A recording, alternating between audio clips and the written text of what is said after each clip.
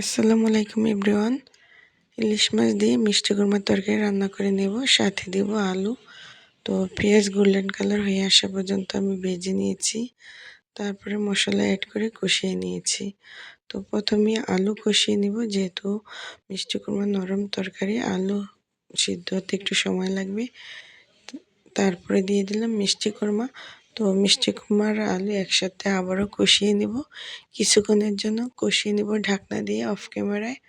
তো যেহেতু একটা তরকারি রান্না করতে মিনিমাম 30 মিনিট সময় লাগে, তো 30 মিনিট তো আর ফুল ভিডিও করা সম্ভব না, তাই অফ ক্যামেরায় অনেকবার নাড়াচাড়া করে রান্না করে নিতে হয়। তো ভালো করে কষানো হয়ে গিয়েছে, তেল বেশি এসেছে, সেই পর্যায়ে আমি গরম পানি অ্যাড করে দিয়েছি।